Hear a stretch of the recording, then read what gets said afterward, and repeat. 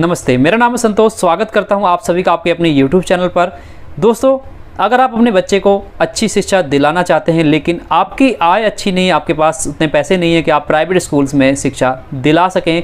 सो हालांकि कुछ राज्यों में, जैसा कि आप सभी को पता है, गवर्नमेंट की तरफ से भी काफ़ी अच्छी शिक्षा दी जाती है, लेकिन यहाँ पर मैं बात कर रहा हूँ पूरे देश में काफ़ी सारे ऐसे राज्य भी हैं जहाँ पर शिक्षा उतनी अच्छी नहीं है। मैं खुद एक ऐसे राज्य से आता हूँ जहाँ पर मुझे पता है कि गवर्नमेंट स्कूल में उतनी अच्छी शिक्षा नहीं मिल पाती है।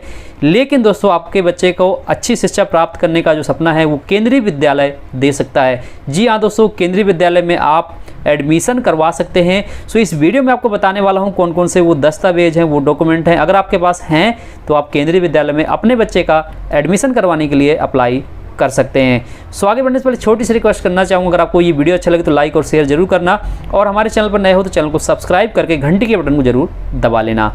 सो दोस्तों, अगर आप केंद्रीय विद्यालय में अपने बच्चे का एडमिशन करवाना चाहते हैं, सो यहाँ पर मैं आपको सबसे पहले बताना चाहूँगा कौन कौन से वो लोग हैं, कौन कौन से लोग हैं जो इसके लिए पात्र होते हैं, यानी कि एलिजिबल होते हैं। सो सबसे पहले मैं आपको बताना चाहूँगा, अगर आप केंद्र या राज्य सरकार के कर्मचारी हैं सो आप इसके लिए अप्लाई कर सकते हैं। पब्लिक सेक्टर के कर्मचारी हैं जिनमें 51% से अधिक भारत सरकार की हिस्सेदारी है, वो भी इसमें आवेदन कर सकते हैं। सेना से जुड़े जितने भी कर्मचारी हैं वो सभी इसमें अपने बच्चों का एडमिशन करवा सकते हैं, आवेदन कर सकते हैं। लेकिन दोस्तों, अगर हम बात करें वहीं पर कुछ और कैटेगरियों की, तो जो केंद्रीय विद्यालय में जो कार्यरत हैं वो भी अपने बच्चों का एडमिशन करवा सकते हैं केंद्रीय विद्यालय में।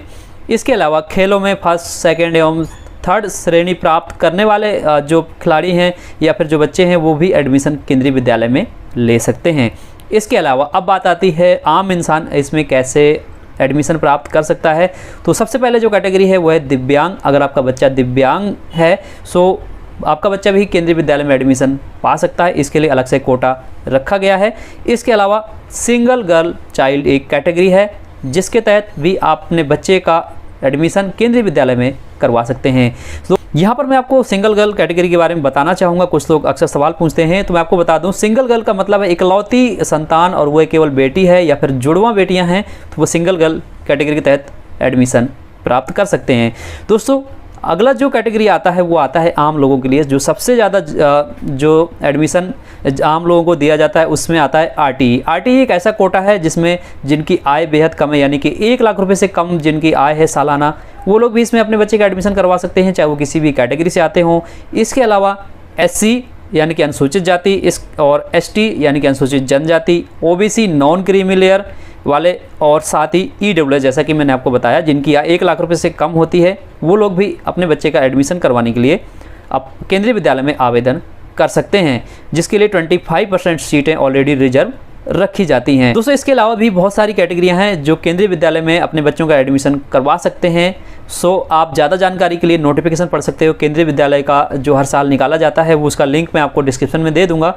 इसके अलावा अगर हम बात करें डॉक्यूमेंट्स की, कौन कौन से डॉक्यूमेंट्स लगाने होंगे, तो यहाँ पर जैसा कि मैंने आपको बताया कौन कौन से लोग इसमें एडमिशन करवा सकते हैं, तो आपको उससे जुड़ा हुआ एक दस्तावेज लगाना होगा, यानी कि कैटेगरी सर्टिफिकेट। अगर आप ईडब्ल्यूएस से आते हैं यानी कि आरटीई के तहत आते हैं तो आपको अपना एक डॉक्यूमेंट देना होगा उससे संबंधित, या फिर अगर आप गवर्नमेंट के कर्मचारी हैं, सेक्टर के कर्मचारी हैं, या फिर आप किसी भी क्षेत्र से जुड़े हुए हैं तो आपको उससे संबंधित एक डॉक्यूमेंट एक देना ही होगा। साथ ही यहाँ पर बच्चे का जन्म प्रमाण पत्र लगाना होगा। अगर आपका बच्चे का जन्म प्रमाण पत्र नहीं है तो आप सेल्फ डिक्लेरेशन यानी कि खुद से लिख करके भी दे सकते हैं, वही वैलिड होता है।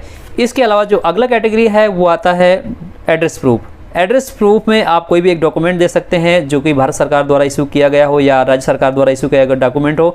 साथ ही अगर आपके पास कोई भी डॉक्यूमेंट नहीं है तो आप रेंट एग्रीमेंट को भी लगा सकते हैं। इन डॉक्यूमेंट्स को लगा करके आप अपने बच्चे का एडमिशन केंद्रीय विद्यालय में करवा सकते हैं। केंद्रीय विद्यालय में एडमिशन करवाने के लिए तब अलग अलग क्लासों के लिए अलग अलग प्रक्रिया रखी गई है। क्लास 1 के लिए आप ऑनलाइन मोड से फॉर्म भर सकते हैं, बाकी की क्लासों के लिए ऑफलाइन मोड से फॉर्म भरवाए जाते हैं।